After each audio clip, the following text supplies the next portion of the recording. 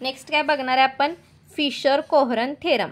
आता ह्याच्यामध्ये काय येणार बघा, ह्याला फक्त आपल्याला स्टेटमेंट्स दिलेले आहेत, प्रत्येकाचे प्रूफ नाही आहेत. Let x1 x2 xn be a IID random variable.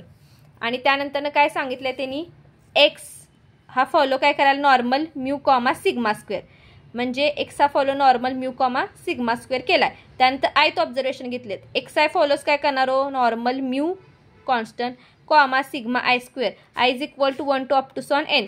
त्यानंतर आपल्याला ह्याचं काय करायचं, सॅम्पल मीन. कसं काढतोय आपण, sample mean expectation of X is equal to X bar is equal to 1 upon N summation I is equal to 1 to up to sworn N X I.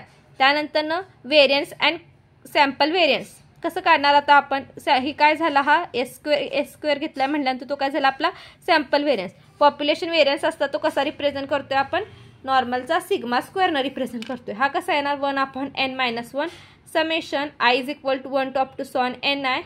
त्यानंतर X I minus X बारचा square. इथं काय घेऊ शकतोय तुम्ही, X I minus म्यूचा square पण घेऊ शकता, कारण एक्स बार काय असतोय, नॉर्मलचा म्यू असतोय. देन एक्स बार फॉलोज काय करणार, नॉर्मल म्यू आणि sigma square upon N. X bar घेतला आपण, एक्स बार म्हणजेच काय घेतोय आपण, एक्सपेक्टेशन ऑफ एक्स घेतोय. मग आता इथं घेताना काय करणार आपण, एक्सपेक्टेशन ऑफ एक्स घेतला तर म्यूचं काय येणार हो, 1 अपॉन एन होणार आणि इथं एन म्यू येणार, एन लाईन कॅन्सल होणार, राहणार फक्त म्यू. हे तुम्ही बघितलं इन्फरन्समध्ये. आणि सिग्मा स्क्वेअरला काय येणार हो, बाहेर जाताना काय 1 अपॉन एन स्क्वेअर बाहेर जाणार, आतमध्ये काय राहणार तुम्हाला एन आणि सिग्मा स्क्वेअर राहणार. मग आता काय होणार, हितलाईन कॅन्सल होणार, मग काय राहणार तुमच्याकडे सिग्मा स्क्वेअर अपॉन एन राहणार. ह्याचे रिमार्क्स काय आहेत बघा, एन मायनस 1 एस स्क्वेअर आणि सिग्मा स्क्वेअर हा फॉलोज काय कराल तुमचा काय square with n minus 1 degrees of freedom. म्हणजे आता बघा झेड घेतला तो काय असतो आपला x minus mu upon sigma, आणि त्याचा पूर्ण ब्रॅकेटचा स्क्वेअर घेतल्यानंतर तो फॉलो काय करतोय आपला काय square with 1 degrees of freedom follow करतोय. आता इथं काय घेणार बघा, n minus 1 s square sigma square हा फॉलो काय करणार तुमचा काय square with n minus 1 degrees of freedom. आणि ह्यात काय सांगितले बघा, x bar and s are काय हे सांगितले तुम्हाला इंडिपेंडेंट सांगितलं. आणि root n x bar minus mu upon s follow काय कराल टी एन मायनस 1. त्यानंतर ना बघा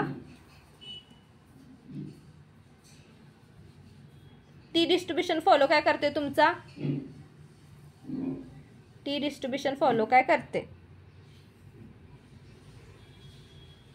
x bar minus mu upon S डिवाइडला काय येतोय रूट एन येतोय. रूट एन फक्त वर घेतला, X bar minus mu root N आणि इथं एस घेतला.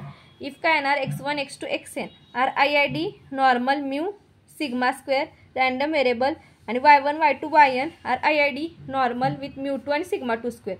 म्हणजे x1 x2 xn आणि काय घेतल्यात y1 y2 up to son yn. हा फॉलो पहिला काय करायला आहे तुमचा follow normal mu 1 sigma 1 square, सेकंडवाला काय फॉलो करायला नॉर्मल म्यू 2 सिग्मा 2 स्क्वेअर. आणि हे दोन काय घेतलं सॅम्पल घेतलं x1 up to so on xn पर्यंत आणि y1 y2 up to son yn पर्यंत. आणि काय सांगितलं ते इंडिपेंडेंट सांगितलं.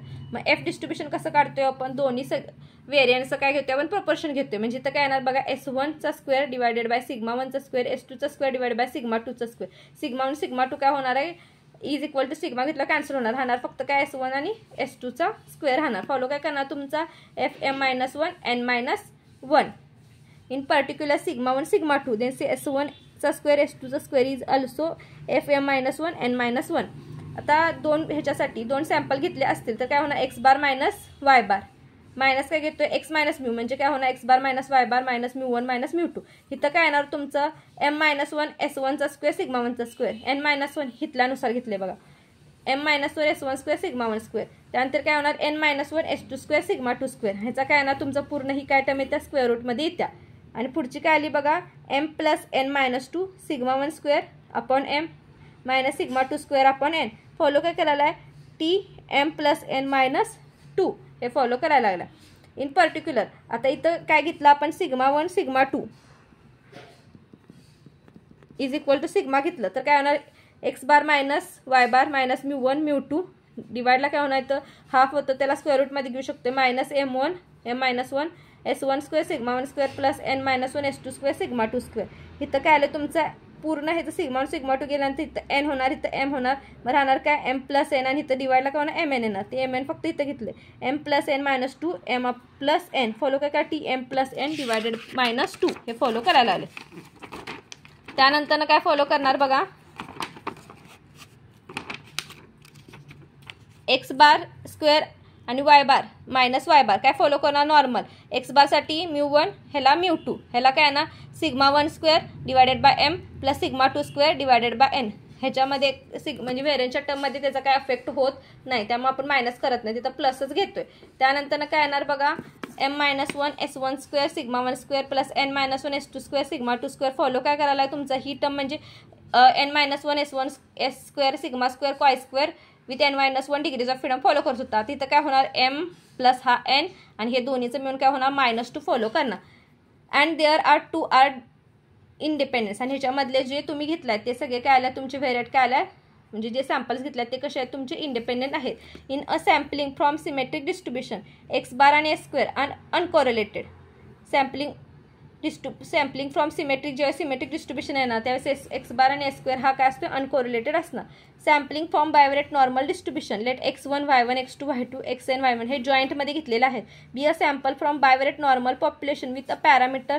आता बायव्हेरिएट म्हटल्यावर काय पॅरामीटर येणार हो x1 साठी μ1 येणार सिग्मा 1 येणार, x2 साठी काय येणार μ2 येणार सिग्मा 2 येणार आणि रो काय असतोय आपला कोरिलेशन कोइफिशियंट असतोय. एक्स बार म्हणजे काय येणार 1/n xi. वाय बार कसं काढणार 1/n summation y. s1 square कसं काढणार आपण 1/n-1 sample variance xi minus X बारचा स्क्वेअर. s2 स्क्वेअर कसं काढणार 1/n-1 y मायनस वाय बारचा स्क्वेअर. s11 कसं काढणार 1/n-1. इथं काय घेणार कोव्हेरियन्सची टर्म येणार ही xi मायनस एक्स बार y मायनस वाय बार. आता स्पेसिंगमध्ये काय सांगितले बघा ज्यावेळेस तुमच्याकडे x1 x2 xn हे कंटिन्युअस जर रँडम व्हेरिएबल असतील किती ऑब्झर्वेशन आहे ते n पर्यंत आहेत म्हणजे nth ऑब्झर्वेशन आहेत.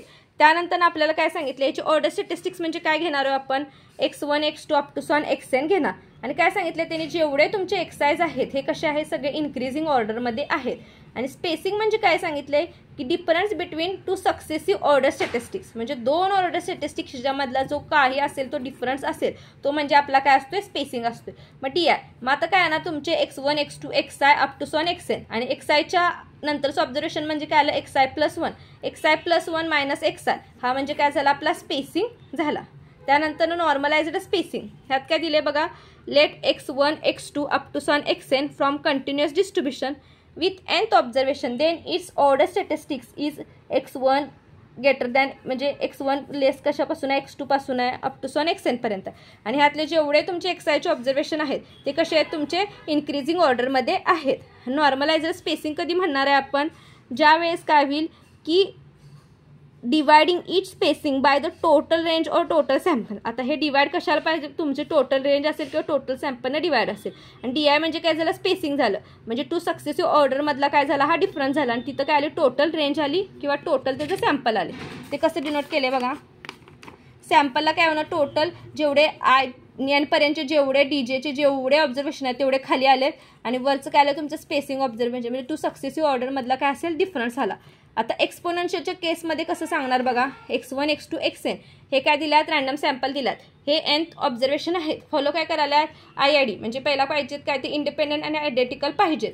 नंतर एक्सपोनेन्शियल विथ पॅरामीटर लॅम्बडा काय फॉर्मॅटमध्ये लिहिणार आहे आपण ते ऑर्डर स्टॅटिस्टिक्सच्या फॉर्मॅटमध्ये लिहिणार. मग त्यानंतर काय करणार स्पेसिंग काढणार. त्यानंतर काय करणार नॉर्मलाइज्ड विथ रेंजनं काढणार किंवा त्याचे नॉर्मलाइज्ड विथ मीननं काढणार. म्हणजे DI म्हणजे काय आलं xi+1 मायनस xi आलं आणि xn लास्टचं ऑब्झर्वेशन आपण जे डिवाइडला घेतोय तो काय आला आपला मॅक्झिमम म्हणजे ह्याच्याऐवजी आपण काय लिहू शकतोय टी लिहू शकतोय आणि वरचे जे काय ऑब्झर्वेशन आपले आहे DIचे ते म्हणजे xi+1 xi म्हणजे हे ऑब्झर्वेशन आलं आणि डिवाइडला बाय टी आलं. आता हे काय करायला डिरिचलेट म्हणजे काय आहे तर तो generalise of the gamma distribution हा काय फॉलो करणार तुमचा ज्यावेळेस तुमच्याकडे 2 व्हेरिएट असतील वरचे जे स्पेसिंगचे असतील 2 ह्याच्यामधलेच फक्त ऑर्डरमधलेच फक्त तुम्ही सक्सेसिव्ह ऑर्डरमधला डिफरन्स बघत असेल ते काय करणार 1 फॉलो करणार. आणि पुढचे बघा D1 D2 up to sworn DN-1 आणि डिवाइडला सगळे TTT म्हणजे काय झालं x order n x order 1 x order n हे काय फॉलो करणार तुम्हाला Dirichlet 1 1 1 up to so on follow करणार म्हणजे लास्टला 1 पर्यंत. ही कशाची केस आहे तुमची generalise case of the gamma distribution.